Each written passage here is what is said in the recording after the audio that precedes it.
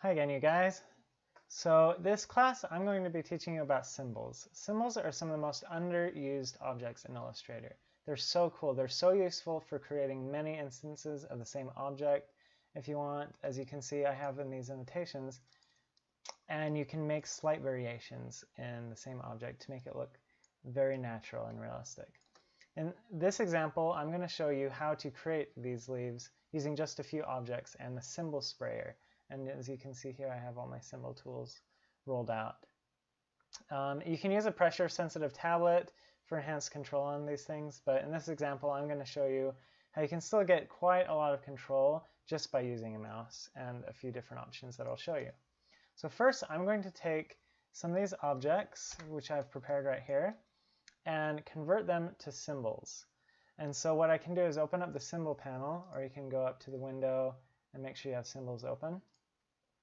And what I can do is either click on each object, and I can click on the menu, drop down on the symbols, and create a new symbol, and just hit OK.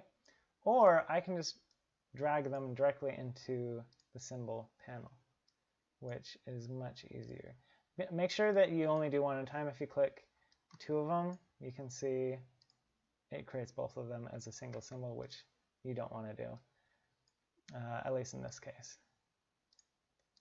So now, after you have all the symbols, then you can use a symbol sprayer. So I'm going to delete these, and you can start placing these. So I have my symbol sprayer. And first, select the symbol that you want to use. So I'm going to use this leaf right here, this first one.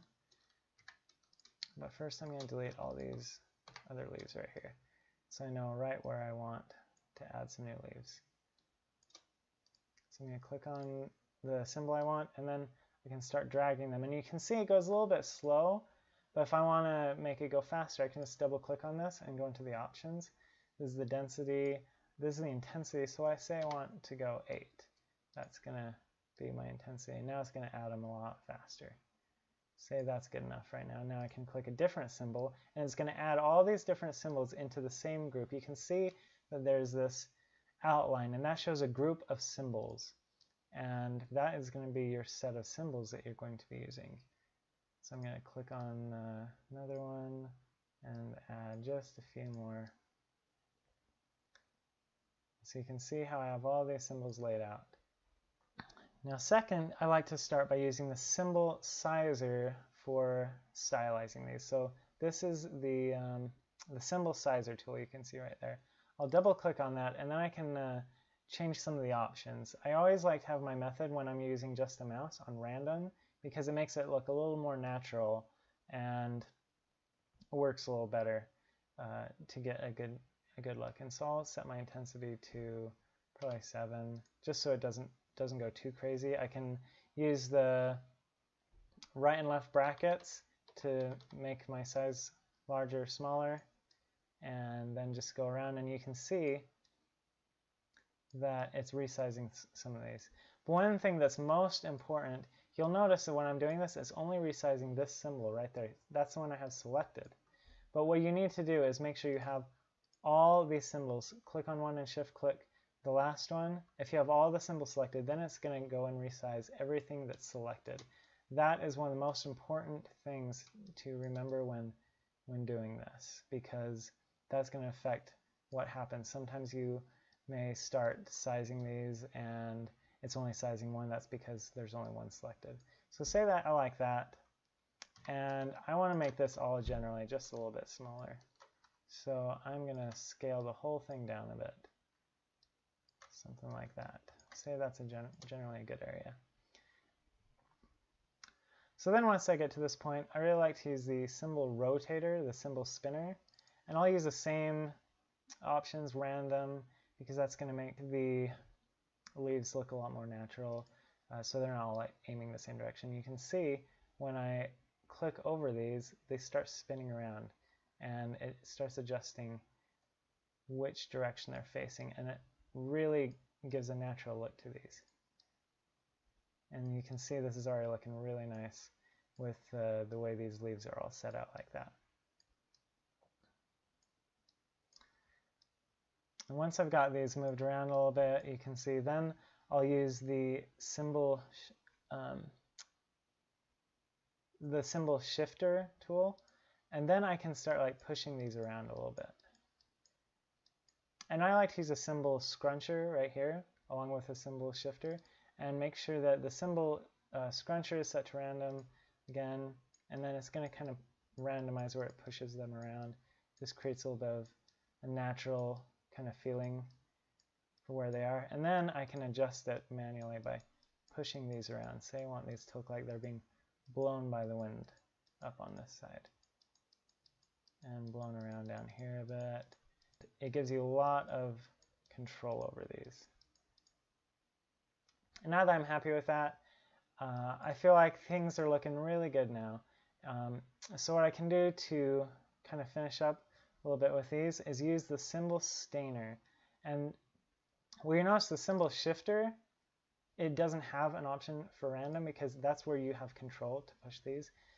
The symbol stainer, I want to set this at first to user defined, and I'll set it to about 5 because I don't want to push the color too much on these at first. And what it does is when you set to user defined, it's going to select a color that you choose. And so I can use a swatches panel, select whatever color that I want. So I want to add some yellow into these. And since I made the intensity at about 5, in fact I may even go down to 4, then it's only slightly going to color these. In fact I may even go less, probably at 2. And then it just starts adding just a little bit of color. Say I want to make a little more orange. And that really starts making this look like some nice fall leaves right here. And I really like the way this is going. Maybe I can add some red.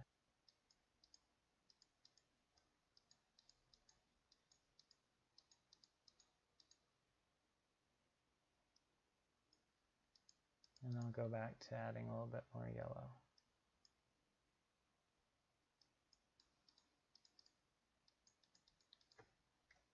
So once I feel like the colors are fairly decent the way I like, I may scale this down a little bit more again, push around where I want. And then, just to make it look a little more natural, I'll go back into the symbol stainer. I'll set the intensity at about 3, and then I'll go back to random. And make sure that you have some of these symbols stained already because it's mostly going to affect those. And while I'm at random, it's just going to add a little bit of color variation in these leaves. You can see it adds a little bit of green and purple in there. The more I click on it, it's going to add a little more variation in that color. And it really just gives a nice tone to what I'm working on and adds a nice look to these.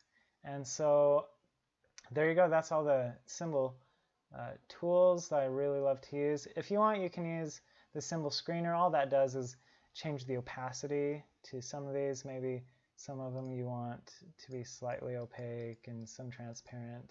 That's going to do that. I don't usually use that unless I have a very specific reason for it. But you see now, with some of these, some may be overlapping in places I don't like. May want just a little bit more control. Here's where I can go and expand the symbol group. But remember, if I do this, as in other groups, it breaks everything apart.